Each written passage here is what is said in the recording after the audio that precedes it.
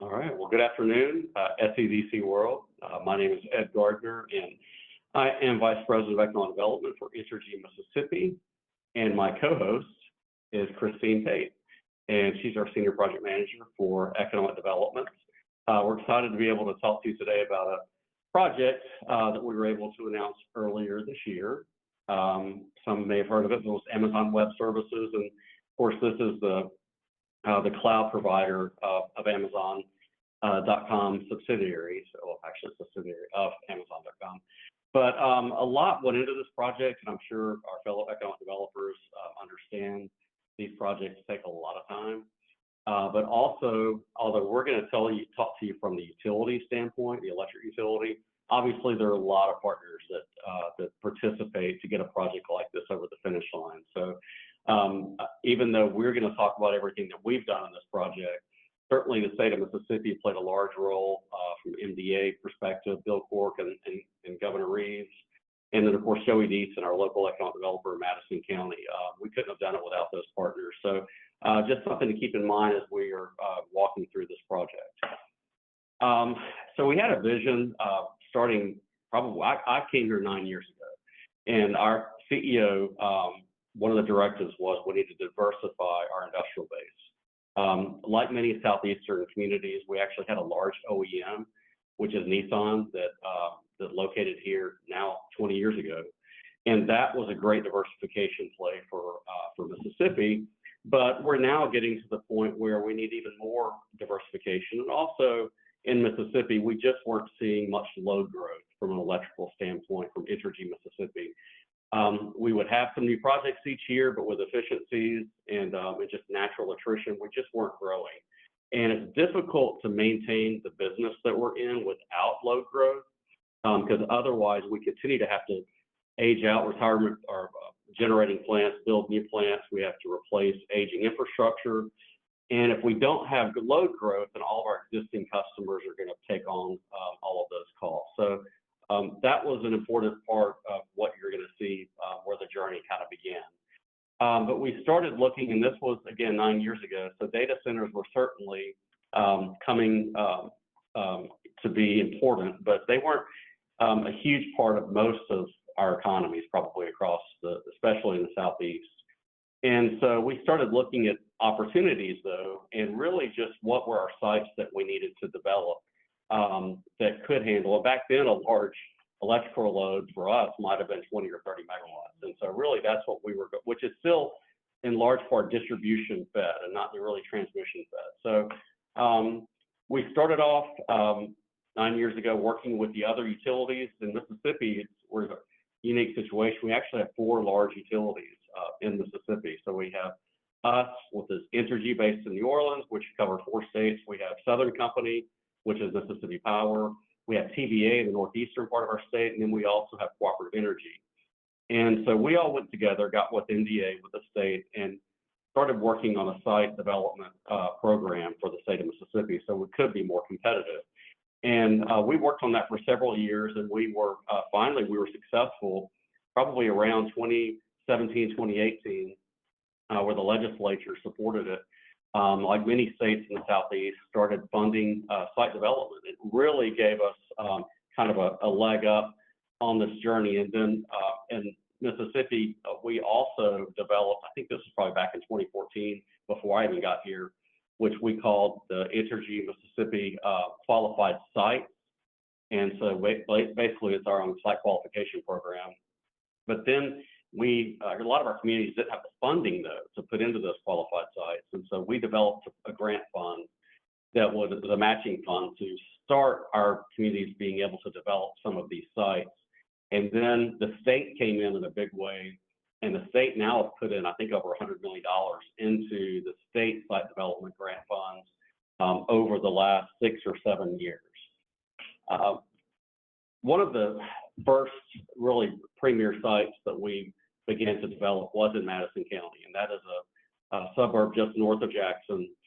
And for years, we had planned to put a new substation there on a site that was optioned. It was about a 2,000-acre site directly kind of across the interstate from Nissan.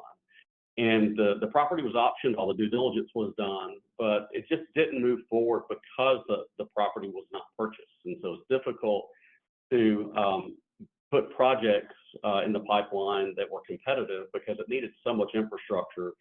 And also our timeline for a new substation was probably 3 years. And that's really difficult for most projects to be able to wait on. And until the property was purchased, we weren't comfortable developing an infrastructure there because it could have been residential. It could have just been essentially agriculture for years to come. So when Joey Deason first came to Madison County, that was his first order of business, was to really secure the mega site. And so as soon as he was able to purchase 300 acres, that's when we moved forward as Entergy to be able to start developing the infrastructure for the site. Hey, and I wanted to say, oh, please. I don't know if you go back or not, yes. But when we built that substation, y'all see that 80 megawatts, we thought that was a lot. And it's going to last a very long time. So that is absolutely true. And we've actually missed those. Actually, 80 megawatts would have been our largest customer back then. Yeah, just to place us in time for electric and power. It's funny, the 300 megawatts of future capacity, it was kind of like it's possible. Yeah. And so we were marketing and sales, and we were like, put it on there. Yeah, put it on there. And so we did that. Anyway, so once the substation, we gave the go-ahead. Once the property was purchased, and let's go ahead with the substation, because we only had 3 megawatts of capacity there before the substation was built.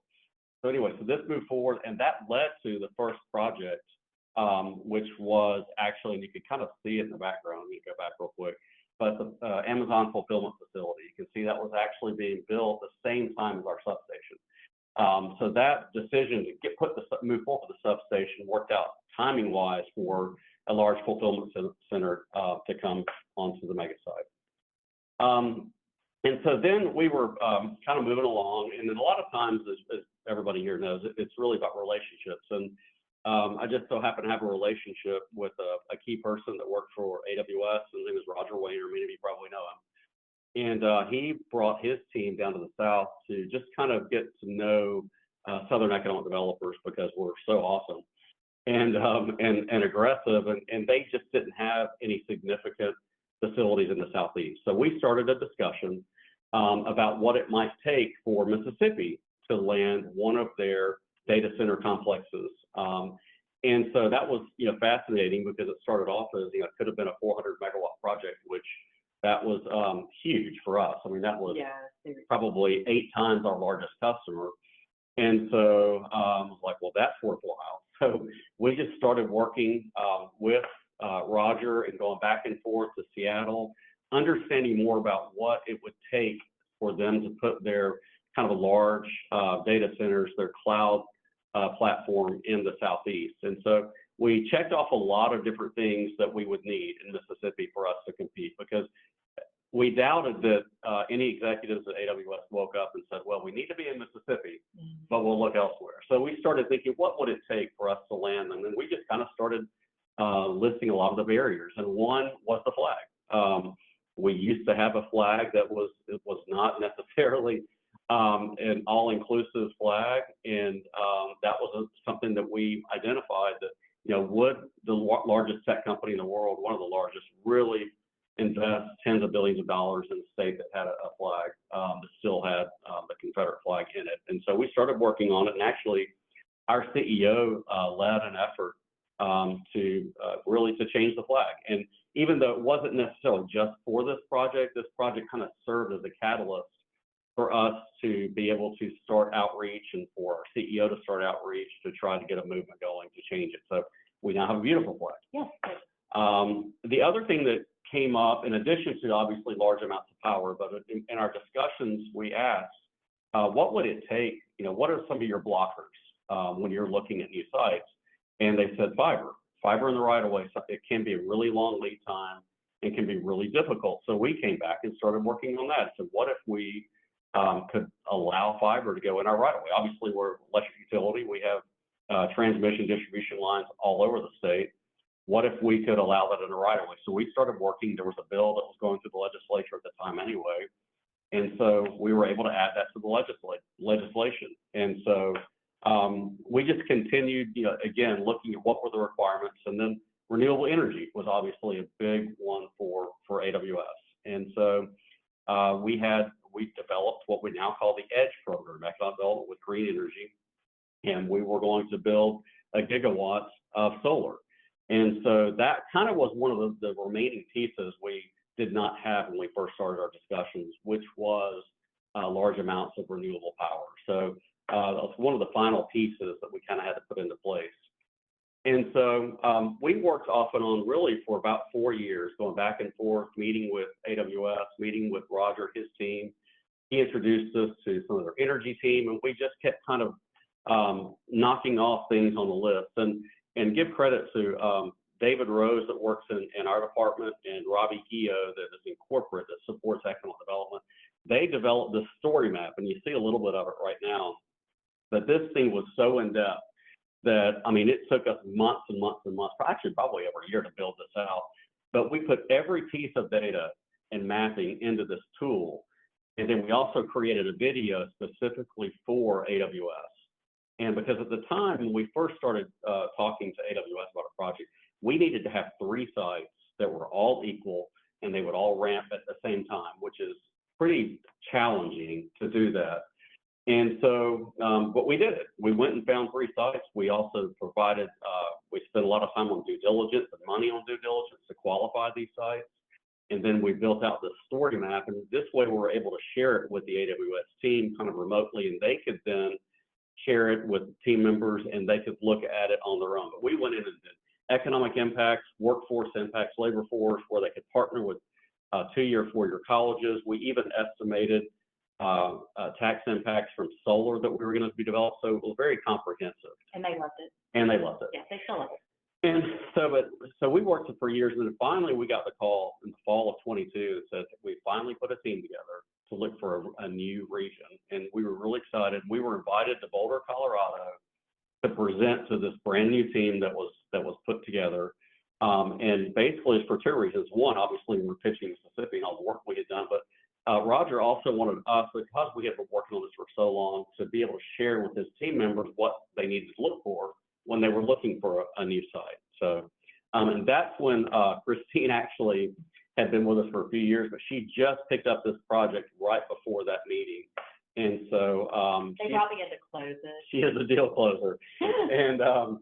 and she's going to take over in just a second. But the final thing I'll say about the early part of this project is then this site, the Madison mega site, really became the focal point, because as I mentioned before, we needed to have 3 sites.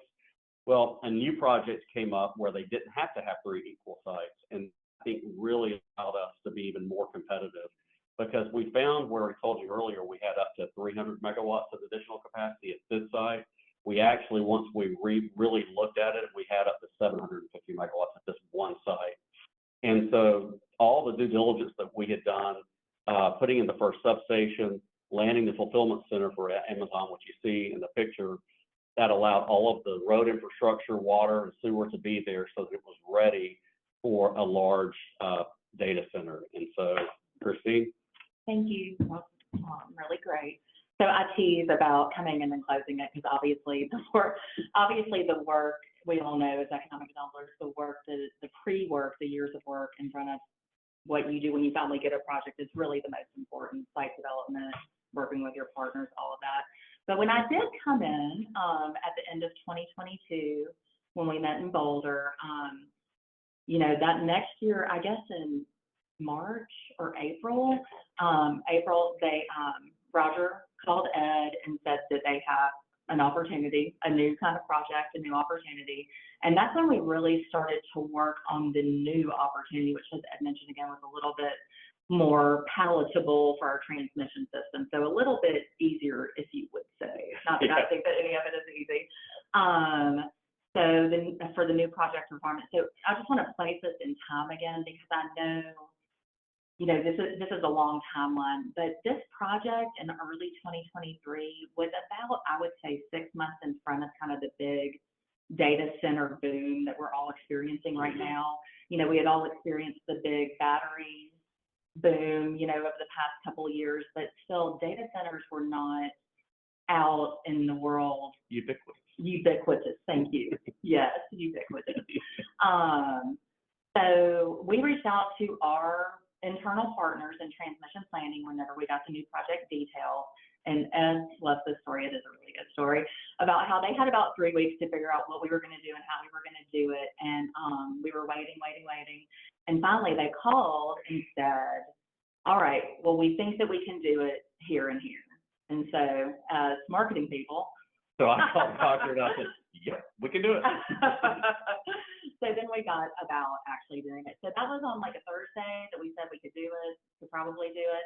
And by Monday, the whole AWS team was here, real estate, energy, sites, and that was the real kickoff to what may never end, but didn't.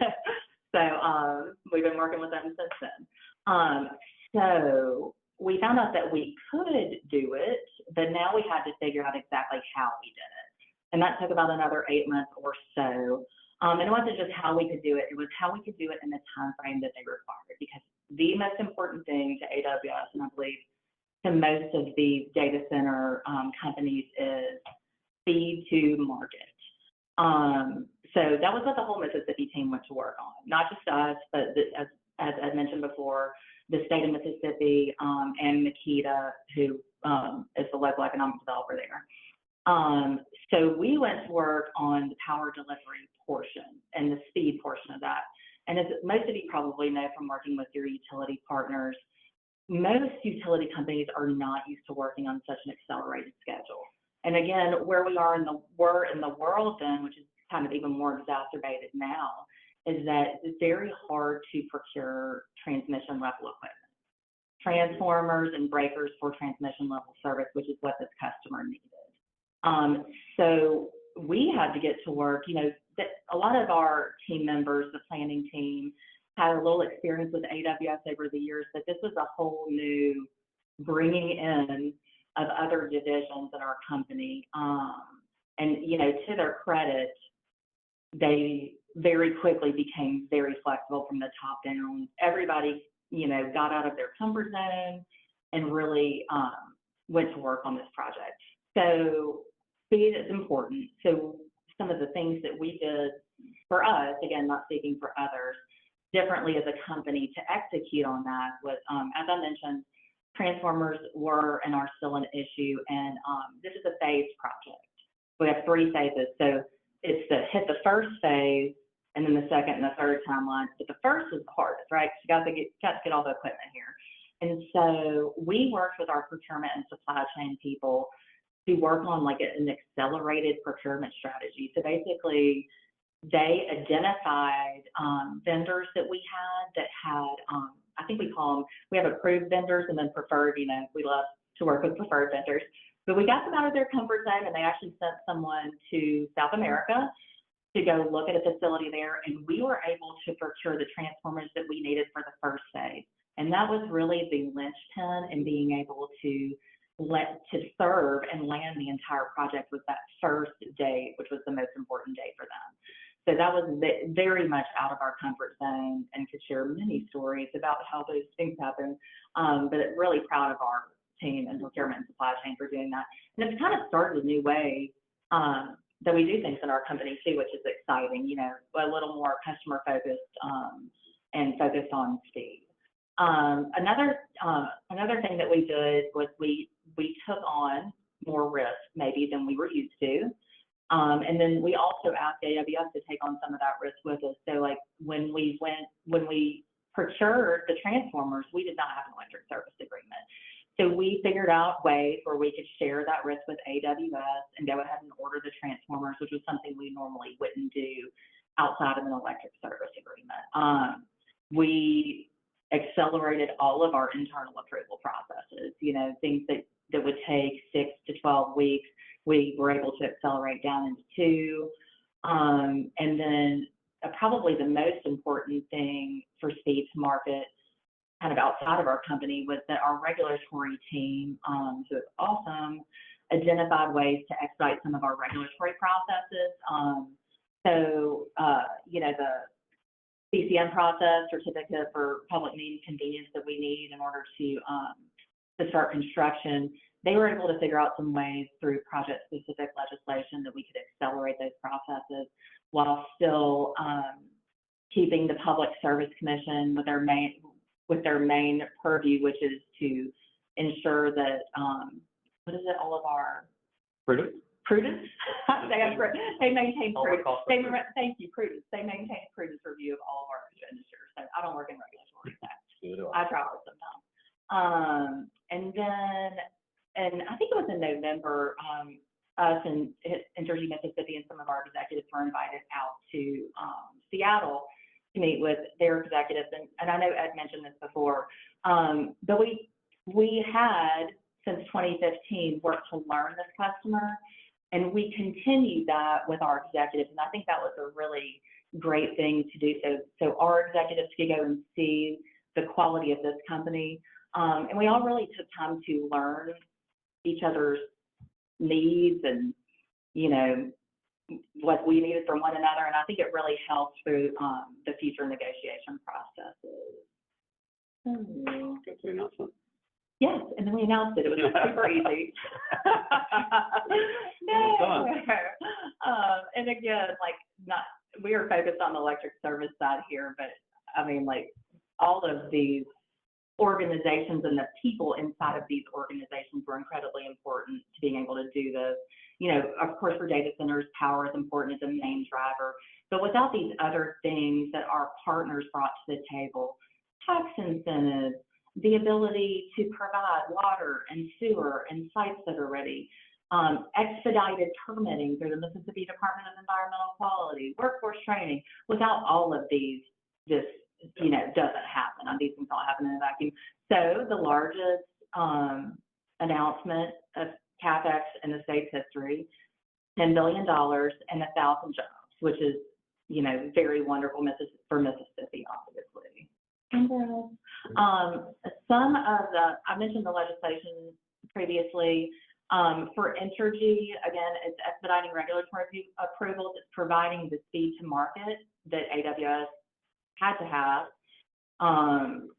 We can start to acquire materials and things like that, of which we've already done. Besides the power incentives that were important to Amazon are obviously sales and use tax exemptions. The state of Mississippi kind of gave them, we have a data center incentive in the state of Mississippi that lasts for 10 years. It's kind of our normal data center incentive, but on steroids for AWS for a longer term, because obviously when you spend $10 billion on a location, you expect to be there for a while, so requires some longer term investments. Madison County, Makita was amazing. I mean, they basically, they just like did things. You know, I say that we got out of our comfort zone. You know, like they built, they took down all the trees at the mega sites. They built all of the paths for AWS because they can just go fast. They built our path. They built our path, yeah. Before we had agreement. They did. We all took on a lot of risk. They did, which is very nice of them. And obviously, you know, I'm sure that a lot of the economic developers out there see these larger data center projects right now. And I know there's some back and forth on how good are they for the community? Do they create the jobs? But speaking for Amazon Web Services and what we know that they've committed to, this is a very good project that creates a substantial amount of jobs and investments all over the state of Mississippi. Plus the fact that they're a great corporate partner that's already gotten into the community and started spreading their love. So just larger benefits across the board. Like I said, AWS is incredibly into workforce, tech for girls, going into historically Black colleges. They boost the GDP in your state just by the virtue of, I mean, they're going to be in construction for what, like 4 years? 3 to 4 years. 3 to 4 years. I know that nobody likes construction jobs, but this is an incredible amount of construction that's happening out here. Yeah, I think they have something like 2,500 people in construction right now. Wow, and that doesn't include the construction that we're doing as like well. A little village, yeah. It is like a little village out there. It's really cool, and they've been hiring a bunch of state contractors, which is really great as well, kind of spreading the love. Absolutely. And for AWS, their impact, all just an economic development level chart. The multiplier. The multiplier. So for every direct job from an AWS employee, that's 1,000 jobs. You've got the 0.92 indirect jobs you reduce. So each one of their jobs can create a total of 2.49 people. I don't know where you find a 0.49 person. Sometimes I feel like a 0.49 person. Anyway, an incredible impact. And then just a little bit about their impact on the Mississippi economy. 3.3 billion in GDP. As we said, that's 2.49 people, create more than 2,700 jobs, and up to 29.7 million fiscal revenue. Not to mention the wonderfulness of having such a high quality company be a large employer in the state of Mississippi. The way that we have helped diversify into a new business sector in the state is really great. We didn't really have a lot of these type of jobs. Yeah, not a lot of tech. So it's really wonderful to have such a worldwide name tech company. And one thing to point out too, because I know a lot of people are seeing data centers right now, and they're really not all created equal. I would say, I mean, there's still a lot of great other companies out there that are doing data centers, but based on what we've seen over the last year, because obviously since we've announced AWS, we've got a lot of calls. Yeah. And AWS seems to have the highest job in CapEx of any of the other similar projects we've looked at. So that's why we targeted this one so early. It's just because of the economic impact that this one had. So. Yeah, absolutely. And let me take this over? Yeah. Okay. And so we'll just go through quickly on workforce. We obviously, as Entergy, did not get very involved in a lot of what happens locally.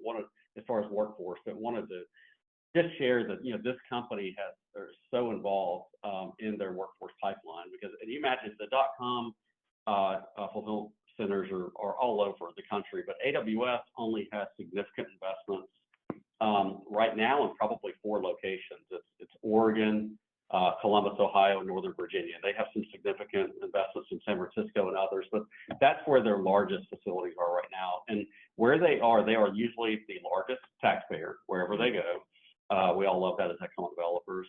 But also, since they're concentrated in these areas, they have the ability to really to drill down and be very proactive and deliberate about their workforce programs that they instill. And they have the ability, because they do this all over the world, they see what works everywhere, and they bring kind of best in class to a community. Are just some of the types of certifications and jobs that are associated with data centers. Again, and their average wage, I think the announcement was $67,000, something like that. But in actuality, we've been told probably $80,000 plus for AWS jobs. Well above the state's average wage. Well above the state's average wage. And so these are just some of those examples. Also, some of the areas is, again, as Christine mentioned earlier, but they've got really big on Girls Tech Day, think big space, and it's really cool to see them partner and collaborate with local school systems. And they have a whole team that comes in that works with the various school systems and your existing programs to see how can they add value to those. And also, many of you probably know Amazon, they like to create an ecosystem and a pipeline, not just for themselves, but really for the whole community, because I think they know if there's a vibrant pipeline and a vibrant workforce development community, they're going to be one of the premier employers, and they're going to get the share that they need. So that's exciting. And just, again, some of the things that they're doing in local communities. One of the first things they did was announce a $250,000 grant. And again, if you'll see this first project is only in Madison County, but the workforce impacts will be across our whole metro area, and that's where you'll see their focus. Sustainability is very important to AWS. And again, that's why one of the reason the EDGE strategy was a really key component to what we were going to do to land them. And as part of the announcement earlier this year, they've agreed to 650 megawatts of solar that's going to add to our generation mix. That's going to be in many parts of our service territory, some in the Delta, and the tax impacts from those are also tremendous. And then this is the kind of the last part of that, but they'll be making investments not just in solar, but our total investments, Entergy, Mississippi, for this project are approaching $3 billion. And so what's interesting is that $10 billion was the largest project ever announced in Mississippi. And I think our CEO mentioned to Governor Reeves at the announcement that the second largest was probably going to be Entergy, Mississippi, because we are going to be investing $3 billion to serve this customer.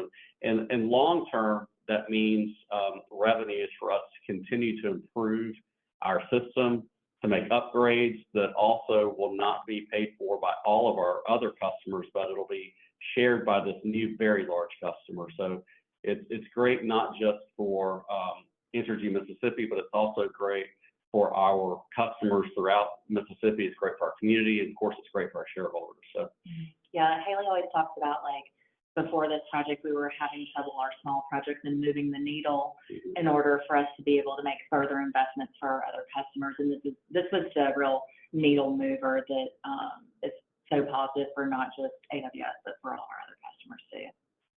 And so really to wrap it up, just a few key takeaways, and many economic developers we've got some of the best in the country in the Southeast. You probably see a lot of similar strategies that you might be doing. And a few things. One, I would say there's no substitute for relationships, and also just strategy and long term. And you've heard that this has been consistent when I've heard presentations from Megaprojects that have announced, and you find out that people have been working on it for 5 years or 10 years or 15 years, and that is absolutely the case here too. And so while we didn't start off on this journey targeting AWS, we started off just targeting a large company, a large customer. And then as things change, as the markets change, you might find something that is a really good fit. And if you think it's a really good fit and you find it's a good fit, then I would just say, go after it and take risks, because a lot of times you will see that it pays off. Yeah, absolutely.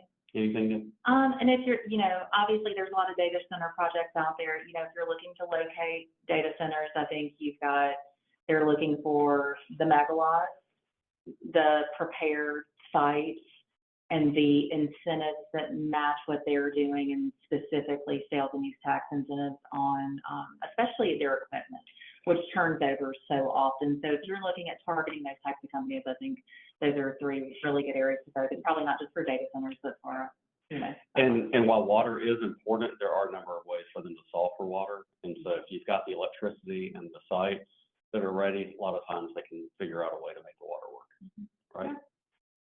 And I guess that's it. This is when we'd ask for questions, but since it's recorded, they're all This